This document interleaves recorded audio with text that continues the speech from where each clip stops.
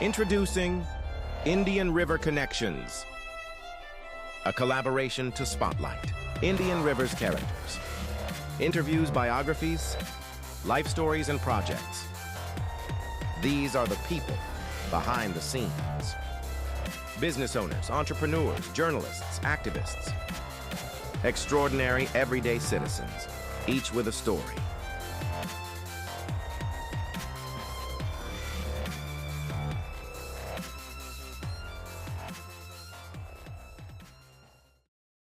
Hello, everyone. I'm Joanne Binford, and welcome to the Connecting People and Places podcast brought to you by Indian River Connections. Today, let's get educated on the SOE website. Our goal is to prepare our residents for the county local elections for 2026. With that being said, local elections affect all residents of Indian River County directly, whether it's garbage services, sewer, code enforcement, or business regulations. Someone in some way locally will feel the impact, either positively or negatively, in response to the decisions made by local representatives. Today, we have a very special guest, Leslie Swan, the Supervisor of Elections. Today, Leslie will discuss the functions of the Supervisor of Elections office, what they do, and how their website can help you answer questions residents may have. So let's get to it. Thank you, Leslie. Welcome aboard. Oh, Joanne, thanks so much for inviting me on your podcast. Yeah, we're really excited to have you on board. You have been our Supervisor of Elections for 17 years. Is that right? No, I've been working at the office since 2004, so it's been a while. Yeah, and you've done a great job. You know, that is one of my favorite places to go. Everybody is so happy to go to work for the Supervisor of Elections. Every time you walk in, it's a smiling face, a helper. You know, it's just such a positive atmosphere. I want to thank you. I am truly blessed. I have the best staff, and like you said, they all do love coming to work. You know, in elections, when you come to work here, you either love it or you're gone because you're like, this is not for me. But it Yeah. gets in our blood. Yeah, you have your roller coaster moments, don't you? When the season kicks in, it's like high energy. It's nonstop, isn't it? Oh, it is. You're on a continual high during election time. Yeah, so we are going to cover some subjects here. Hopefully, this will help our citizens and our newcomers that come to Indian River County that need to either register to vote or need to know who's running for office. So let's get started on that. So here is the page that shows all the tabs where you have the voter registration tab, election information. This is where all the people can find the candidates. Yes, it is. Polling places and election work. It's really a easy site to navigate. It really is. We get a lot of compliments on our website every day, and we try to have it so that voters can go first to the website so that eliminates some of the phone calls that come to our office. So let me put down here, and this is going to give everybody information on where to go. So visit voteindianriver.gov, and this is the office phone number, and there's also an office email on there for everybody. So let's take a look at these office positions that are going to be open. Now, when do they start applying, and when will they show up on the SOE website? As soon as a candidate fills out their paperwork, and it's basically two pieces of paper. It would be the DSDE 9, which is a form they fill out stating what office they want to run for, and they'll designate their campaign treasurer and campaign depository, and then a DSDE 84, which is a form which is called the Statement of Candidate, which means that you've read all of the information in Chapter 106 of the Florida statutes. Do the candidates get a handbook? Oh, definitely. When you come in, we give you all kinds of information because we know that, especially first time candidates, they don't know hardly anything about running a campaign, and there's so much information, so we like to provide all the as much information as possible. Plus we also have our candidate coordinator where you can pick up the phone at any time whenever you have a question, any candidate. We say don't hesitate to ask because we would rather help you get the correct information than sometimes they try to think they know what's best or what's correct according to the Florida statutes, and it really isn't. So it's easiest to read the information we give you, and if you still have questions, pick up the phone and call us. Yeah, you guys have a really good communication system there at the office. And what about the register to vote or update your voter record? Do you run into a lot of problems with this, or do you find that citizens really need to have help with this? No, for the most part, most people, when they go to register to vote, it's when they go to the Department of Motor Vehicles, when they either get their driver's license or they update or, renew their driver's license. That's where the vast majority of people go to register to vote. They can also come into the office, fill out a paper application, or they can register to vote online at our website at voteindianriver.gov. So if they click on this register to vote, will that take them to the vote? And then That will take them to an application okay. to register to vote.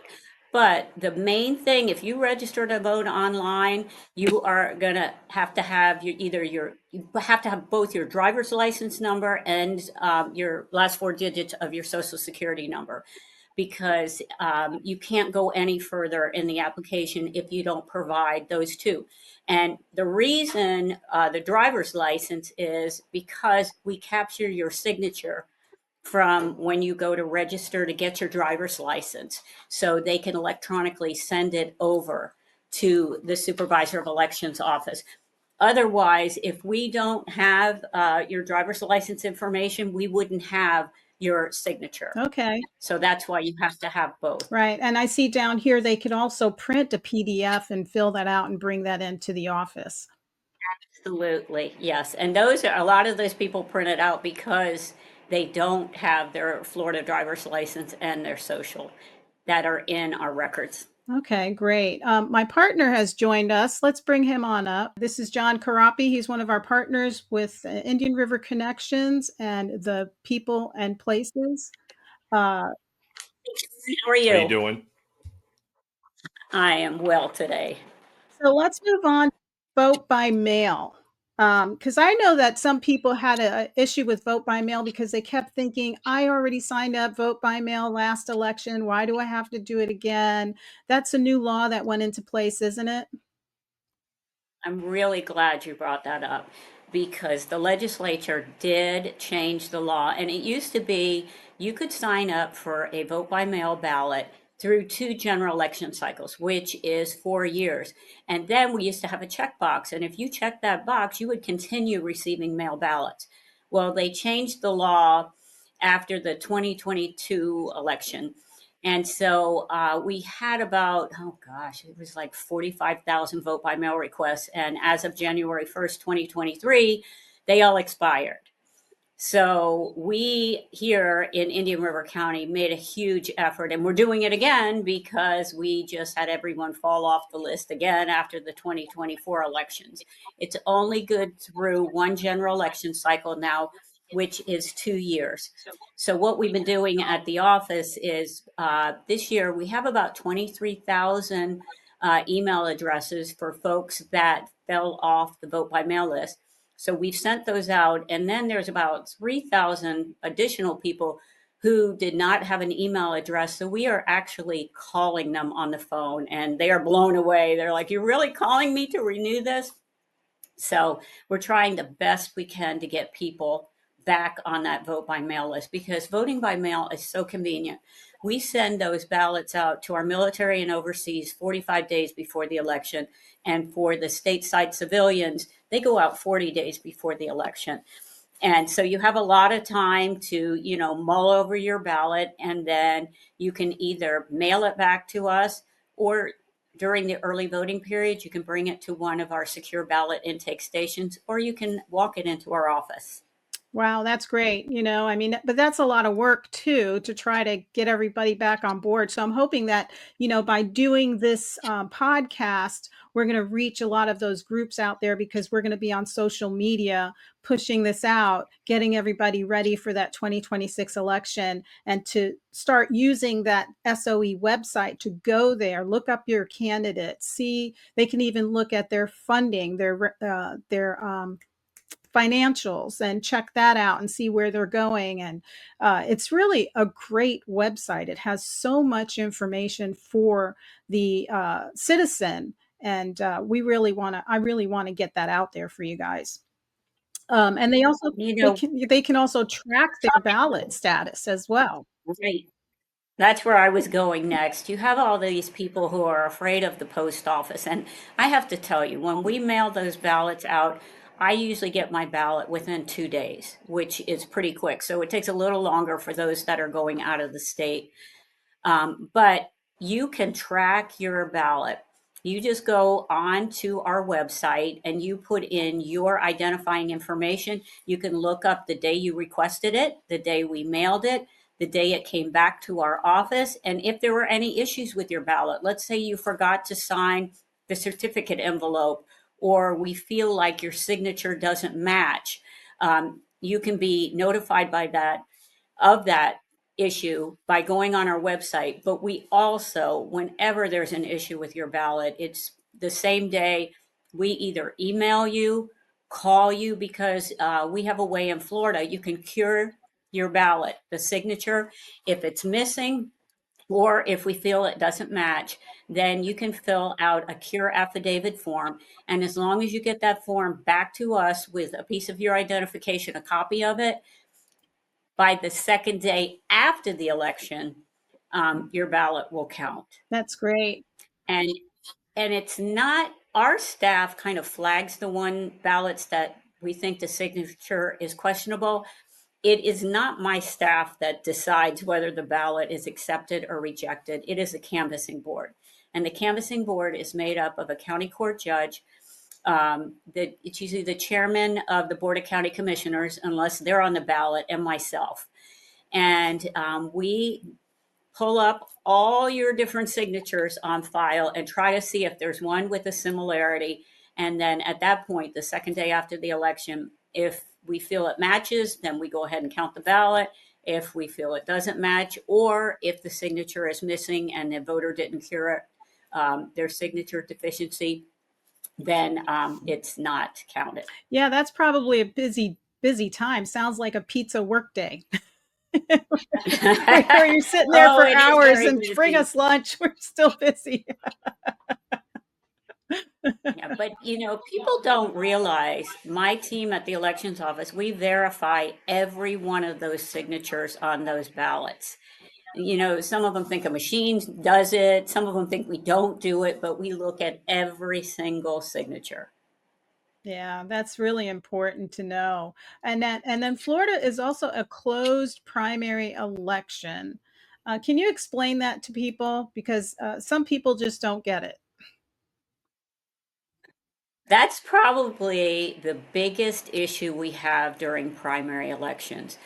People move to the state of Florida, they register to vote, and they don't realize we're a closed primary state. And what that means is only during primary elections, you have to vote. Well, you'll get the ballot for whichever party you're registered. So if you register as a Democrat, you will get the ballot with the Democrat candidates on it.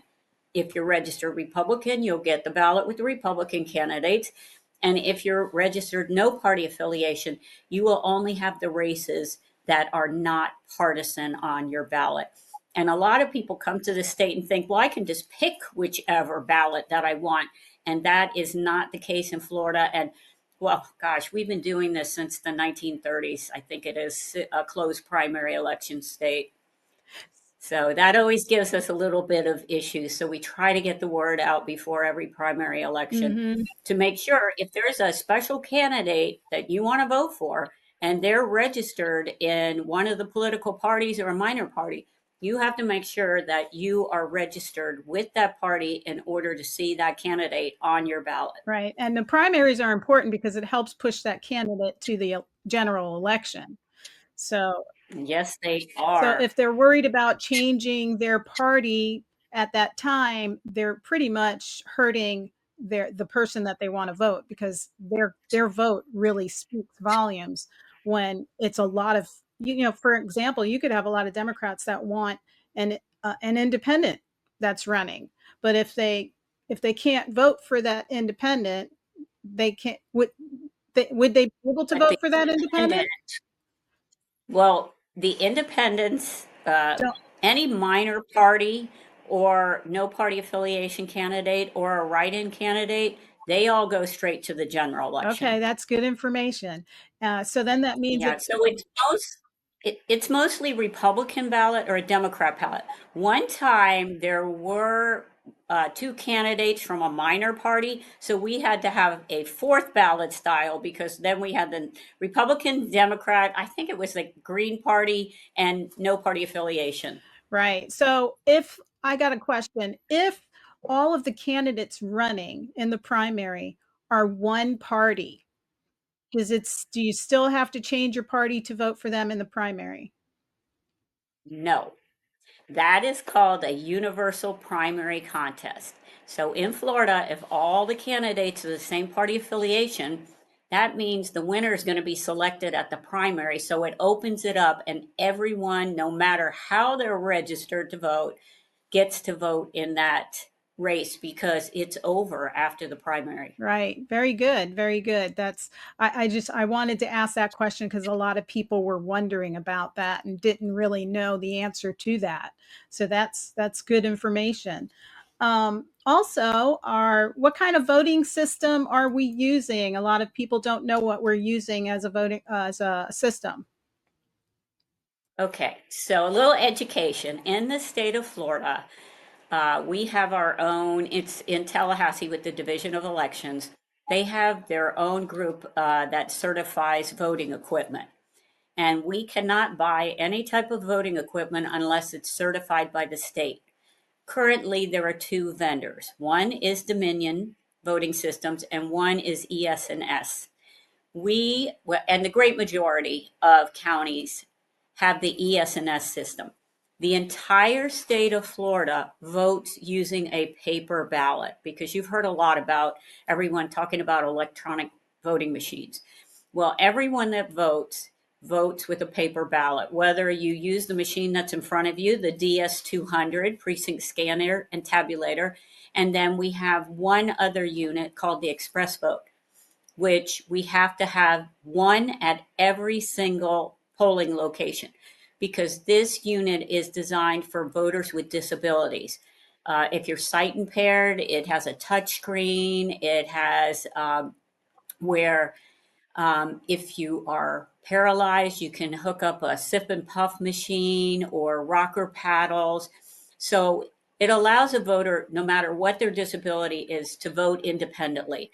And their ballot's a little bit different. It looks like a long card that's blank.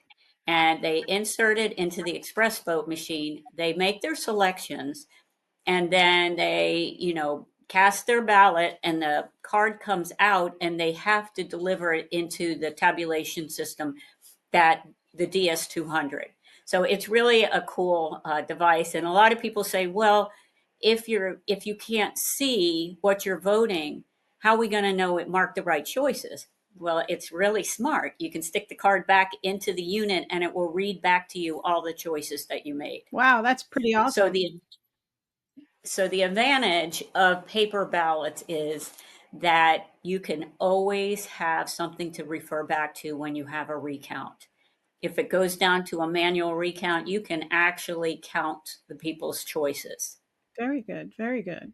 Yeah, because we use the paper ballots to stick in the machines. We Mhm. fill those out and then they go in, and each ballot has like a code Are on it. those the ballots? Do they have a watermark on them? I've heard Trump talk about watermarks on the paper ballots. Is that true? Is that something that can be done? No, No, we don't have any numbers, anything, because we don't want to know who cast Okay. what ballot. Oh, So the only thing they have is around them is timing marks, the little dots, and that is how they start to Mhm. read the ballot. oh. So the timing marks are just like the time of day the ballot went in? Like, Oh, no, it's just the word timing marks. It Oh. tells what ballot style it is and that we actually created the ballot. Oh, that's great. So also on your website, there is a location where all the people can take a look and see who their local representatives are and their state representatives. Let's show that. Right. Yeah, so that's That we is pretty new to us with the photos on there, and I love it because you kind of put a name with the face, so you can see who are the elected officials from the president all the way down. Not all of them have pictures, but you can see who all the constitutional officers are, who your commissioner is for the board of county commissioners and what district they represent, and then it school board members, and then it goes down to we have some special districts. We don't have those uh, elected officials' pictures on the website, but it tells you who is on the hospital district and what seat they represent. Mosquito control district, soil and water district. mhm. So it kind of tells all your representatives. Yeah, I like that. I don't remember seeing that before, but I really like it. It's a real clean look at it. We've got school board in there, the Indian River County Commissions, like you said, the judicial courts, all the names there. Wow. So that's I like Yes. that. Judicial, there goes Robbie Brackett, Aaron Grawl, agriculture. And we have to get the picture of the new attorney general up there. Uthner. And then, Is that how you say it? and we got it. Oh, wait, I missed it. And you got Herodopoulos, Senator, and there goes the President of the United States. That is really wonderful. Now, this is the address of the office so people can see it and write it down and take a look. Is there anything else that you wanted to add, Leslie, that we didn't Yes, you cover? were talking about one of our tabs has the candidates that have filed to run. And can you pull that one up there Campaign? under campaign? Yeah. So that you can find Is it out what candidates have filed. You can find out their campaign reports and see who's donated to their campaigns. A lot of that them, would be here, where it says financial reports and profiles. And you can also, we give the candidate an opportunity if they want to put up a picture and a bio about themselves, because we get a lot of people from the public calling saying, I don't know anything about these candidates. And where do I find information? And we say that, it's available on our website. It's what the candidate themselves has input onto the website, but at least it gives them the little general information. And sometimes the candidate posts a picture, so that's helpful as well. do we have anybody in there now? Or no, it's too early? We have one person that's running for 2028, and that would be Deborah Cooney, who's running for sheriff. So it's not even 2026, it's Oh, 2028. And if you go up a little ways, people, let's see where it is. Okay, right where it says current reporting period, right. 20, does that say 2026 general election? But if you hit that little down arrow, it will go back a lot of elections and you can look up who ran in those elections and look at all of their campaign reports too with just that drop down menu. Right. We could do an example right here where you can see all of their, and Yep, that's a prior if one. we click on their name, like Deborah Cooney, Yep, and then yep. it'll take us to the Deborah Cooney and all these months This is when, right right. here. This is when she ran the last time. Right. So we can look at all those month reports there. is it like that? People want There to we see go. who's donating to what candidate. So you can see all of those are the financials that they have to report. Right. And I like this. It looks, you can look that up and you can see how they're doing. Exactly. Yeah. And we're in the process of updating our website, so we're trying to keep a lot of it the same. So it may have a little different look, but I think it's going to take us another couple months to get that all wrapped up. Well, great job. I hope that everybody has received enough information from this so that they can get out and vote and look at our candidates that are running. And I'm looking forward to us having 40% participation. Uh, wouldn't that be great? I don't know why people in primary elections, because a lot of that is local people, and that's what affects you on a day-to-day basis. Yes, it does. And And a lot of what drives voter turnout is the candidate themselves. So we can reach out to voters till we're blue in the face, but sometimes they just don't, go out to vote. And it's very disheartening because it's as much work to put on a primary election as it is to put on a general election. Yes, it is. It is. And it's so important. I'm really hoping that people will finally catch on to realize, when things are happening in their community and if they complain about it, it's like, hey, did you vote in the primaries? You know, did you vet your Like, candidates? Did you participate? It's really important for everybody to participate because our county is basically our house. it is. And it's so, so important. But sometimes people aren't interested, and I don't understand it. Wow. Well, I want to thank you so much for joining us today and sharing this information. It's really important to get out to our residents and hopefully get them more engaged in our primary elections. Thank you again, Leslie. This is Leslie Swan, folks, from the Supervisor of Elections. If you have any questions, please call the office. They have the nicest staff there. You might just want to call them to put a smile on your face. They're so nice. Oh, well, thank you so much for having me. I always love talking about elections. Well, thank you. Introducing Indian River Connections, a collaboration to spotlight Indian River's characters. Interviews, biographies, life stories, and projects. These are the people behind the scenes. Business owners, entrepreneurs, journalists, activists.